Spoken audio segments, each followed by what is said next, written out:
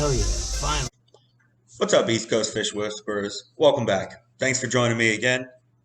Today, talking summer fishing. It's officially summer here in Maryland, about mid-June right now as I record this, and the summer patterns in full effect. But um, at least in this part of the country, we can still get some really cool nights and some cool days. Actually, as I'm recording this, it's only like 70, 75 degrees out right now, and there's a strong wind, and there was a chill in the air last night. So June, I think, is one of the best times to catch fish, multiple species if you're looking for it, or bass if you're looking for it. Fish are still really active. Water temperatures are around like 75 degrees, just perfect. You can find them shallow, you can find them deep. Um, they're feeding, they're feisty, and they're really, really, really fun to catch. Um, so I just wanted to show you a couple spots that I like to target, some of the baits that have worked for me, and hopefully you enjoy. Um, So let's jump right in. This is for Highland Reservoirs, first and foremost. So went out on a really nice summer day. It was actually really cool in the morning, and we had some rain to start off. So I'm a little more bundled up than you might expect for a summer fishing trip. But as the day progressed, it steadily got warmer and warmer, and layer by layer came off. But that's what I love about early summer fishing. That's the best part about it. You still have really comfortable conditions for some of the day. And if you can grind it out through the hotter part of the day, you can reward yourself with some really nice fish. So let's first and foremost, let me zoom in. This is Loch Raven Reservoir, and I fish this a lot. You would call this my home lake for sure. It's a Highland reservoir, so a lot of this will apply to Highland reservoir fishing. As I like to do, I either start really inshore or offshore, deep in the cove or out on the main lake, work in or out. This time around, I decided to start um, offshore, and I went to a large creek arm, as you can see, from the main lake here to this creek arm here. And I love this creek arm. I love them all. They're really productive. Any one of them really. I've caught plenty of bass in either one of them. So I just happen to like this one because the wind tends to be in my favor. In case I run into mechanical problems, I know at the very least the wind will blow me back to where I need to be. So that's why I fish this more often than maybe a couple times a month more often than the other creek arms. But as you can see here, we have this really distinct offshore point. Um, what you can't see from Google Earth is that this basically extends all the way out here into here. So let me pull up just the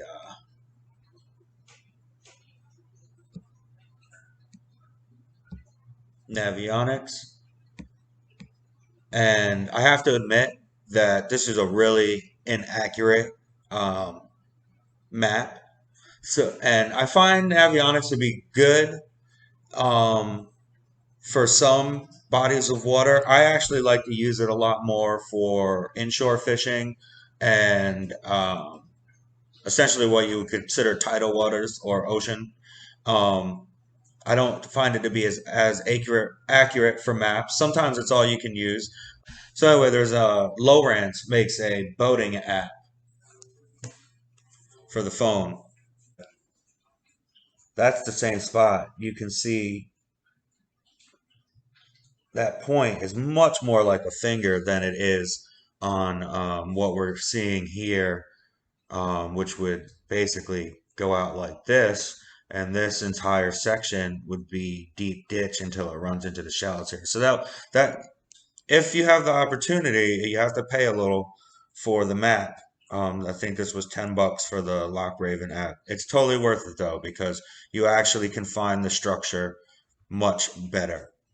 That being said, clearly I'm on a main lake point. You got access to 40, 50-foot water within, 0.2 of a mile to 500 feet. And we're just catching, casting along this point here, along the edge, across the top of it, along the side of it, and just seeing what we can produce.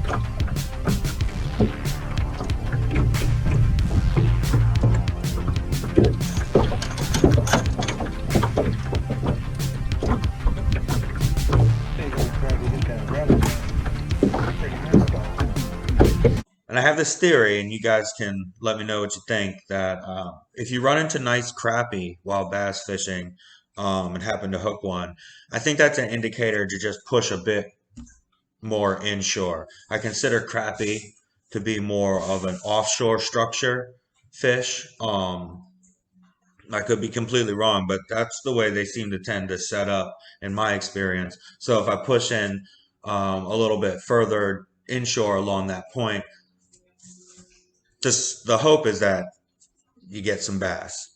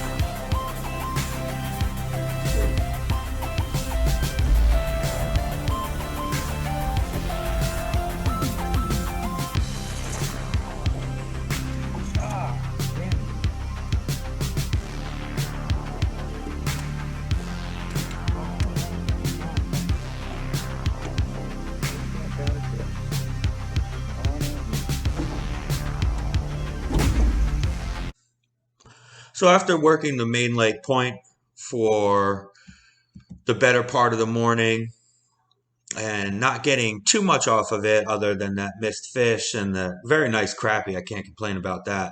Um, Really wasn't getting too much action on the rattle trap, so I decided to push up shallow and work into the coves as the cloud cover started to break away and things started to heat up. I really like to work this pattern, especially in June, um, in coves that have access to deep water nearby. There's always some 3 and 4 5 pounders lurking somewhere in the shallows. I can't specifically remember whether it was this cove off the point, or these coves over here, which I also like to work, or if it was this one, which is also another productive cove. Just can't remember exactly where I started targeting fish with the frog. But that's a very productive pattern where you have coves with access to deep water. You have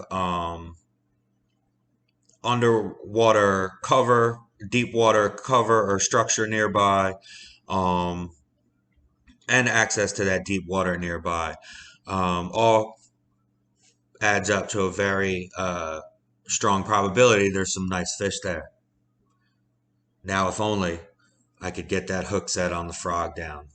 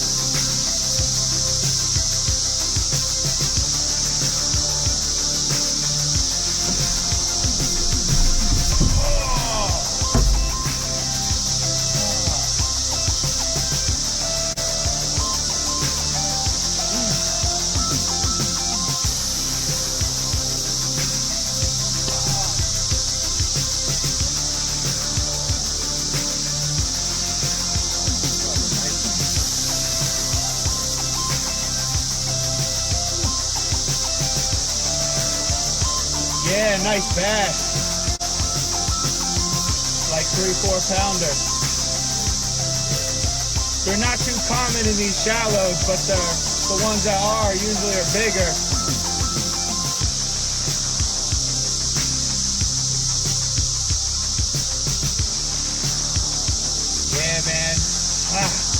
Had him right to the boat. Just tried to get that angle so I could lift him and flipped right off.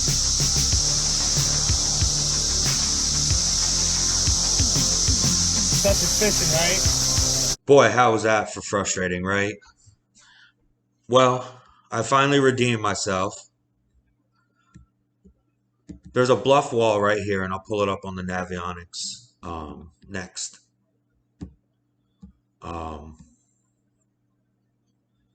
But after working the shallows, getting my heart broken on missing that awesome 3-4 pounder, went back out to the offshore bite, and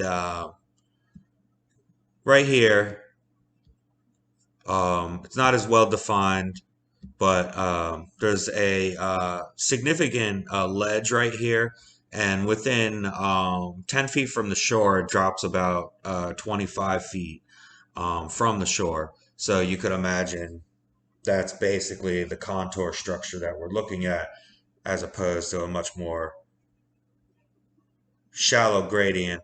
This one is a very sharp drop off. Now you're not going to fall 20 feet as soon as you step into the water, but 3 feet in probably means 6 feet down. 6 feet in probably means 12 feet down. It's a very sharp drop off, and it's a very productive summer location for the fish. So let's just kind of look at that back on the Google Earth real quick. You can see it's just basically a ledge wall, bluff wall, along the main lake. And I tend to think the current runs here, given the propensity for nice bass to be here. And decided to throw a hyperlastic dartspin on a very light jig head, a little bit more finesse style, so I have it on some spinner gear this time around. But it's really great hyperlastic dartspin. This one was the clear and silver one. Just a very productive bait in the summertime. It's got a little touch of flash, but also very natural and has a finesse feel to it. It's not a big thumper like a spinner bait, but I really like it, and I think in some of these situations it can produce well.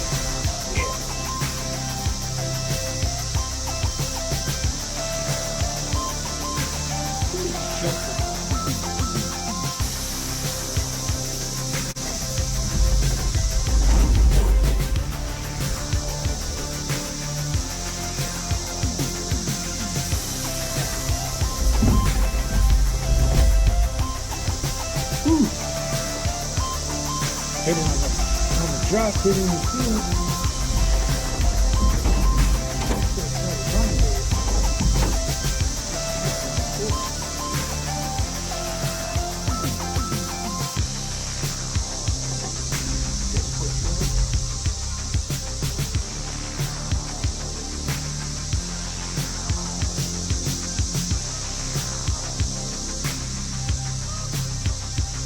Six.